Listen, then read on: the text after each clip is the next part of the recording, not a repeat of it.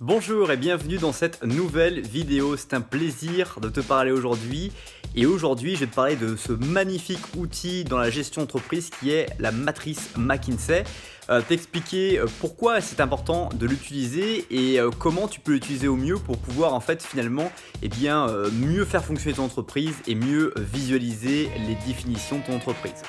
Alors pourquoi savoir utiliser la matrice McKinsey? La matrice McKinsey, ça permet de pouvoir comprendre comment tu vas pouvoir allouer les ressources de ton entreprise. Quelle activité faut-il continuer à investir, développer et quelles sont les activités de ton entreprise où il faut désinvestir. Alors si tu ne comprends pas spécialement l'exemple, je vais te partager un petit exemple très simple. C'est l'image d'un club de tennis que tu vas créer. Tu vas créer 4 activités. Tu vas avoir une première activité où tu vas offrir un abonnement à l'année illimité pour l'ensemble d'accès aux cours de tennis pour les adhérents. 2, tu vas créer des cours qui sont généraux pour les personnes. 3, tu vas créer des cours spécifiques de compétition, c'est ta troisième activité. Et 4, tu vas ouvrir un bar pour pouvoir permettre aux gens qui viennent être spectateurs ou aux adhérents de se restaurer. Et là tu as déjà 4 activités sur ton entreprise, donc 4 choses qui permettent de ramener de l'argent. Et c'est là qu'il faut regarder l'entreprise, c'est quelles sont les sources de revenus. Et derrière ces 4 sources de revenus, il va falloir regarder avec la matrice McKinsey quelles sont les sources sur lesquelles il faut investir et quelles sont les sources sur lesquelles il faut désinvestir de façon stratégique. C'est tout l'intérêt de cette matrice. Alors comment est constituée cette matrice? Je vais te montrer tout de suite, de façon à ce que tu puisses comprendre. Cette matrice elle est composée de deux choses, des attraits que tu peux voir ici et puis de la position concurrentielle. Donc ton objectif c'est de pouvoir voir comment ta position concurrentielle est-elle par rapport aux autres clubs. Donc imagine que tu as un super l'activité qui va permettre de pouvoir avoir accès aux cours de tennis de manière permanente. Si c'est très fort comme position concurrentielle, tu es dans cette chose là. Est-ce que du coup aussi c'est un attrait pour toi de continuer cette chose là? Est-ce que ça permet d'avoir beaucoup d'argent? Si c'est oui, là il faut que tu maintiennes cette activité coûte que coûte.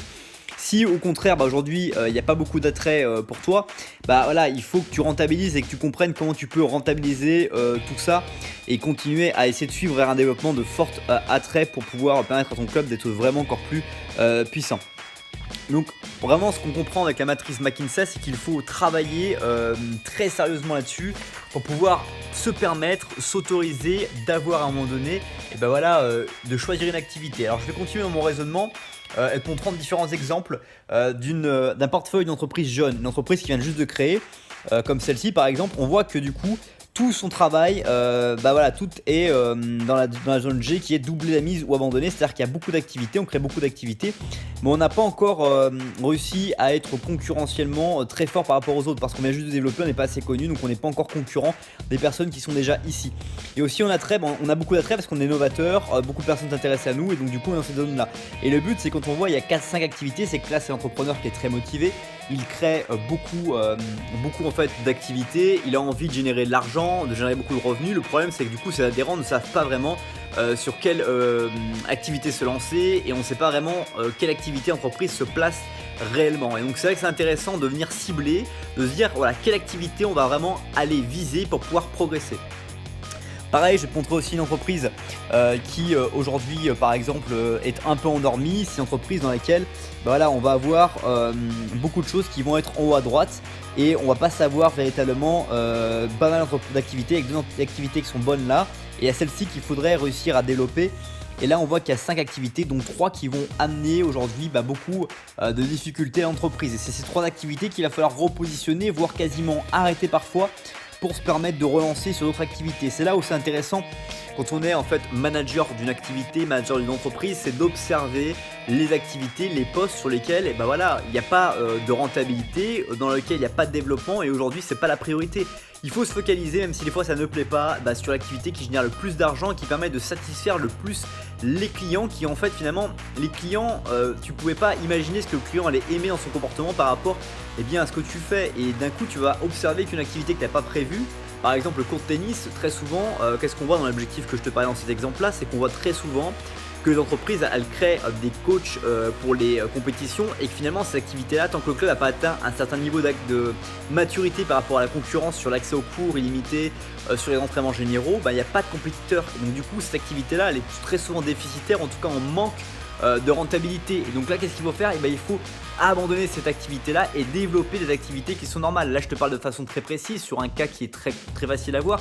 Mais dans une entreprise de service où tu vas avoir par exemple des activités diverses et variées, plomberie, par exemple si on prend le cas que je connais bien de chauffage, ventilation, climatisation, si on voit qu'on est beaucoup plus axé sur la ventilation, dans un premier temps il faut développer l'activité au maximum sur la ventilation et pas se mettre sur toutes les activités diverses et variées dans lesquelles on va se perdre et dans lesquelles ça va être compliqué d'avancer pour permettre à l'entreprise de mieux fonctionner.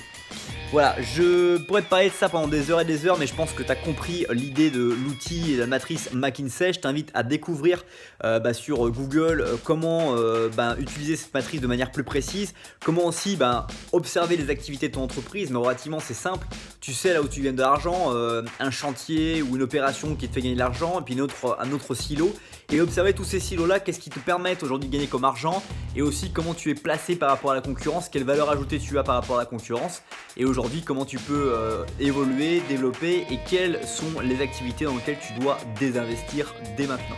C'est déjà la fin de cette vidéo, j'espère t'avoir convaincu d'utiliser la matrice McKinsey pour développer les activités de ton entreprise. Si c'est le cas, n'hésite pas à partager, commenter ou liker cette vidéo. Aussi, je t'invite à découvrir mon cadeau en pièce jointe dans la description liée à cette vidéo pour aller plus loin que cette simple vidéo. Merci pour le temps que tu as consacré à cette nouvelle vidéo.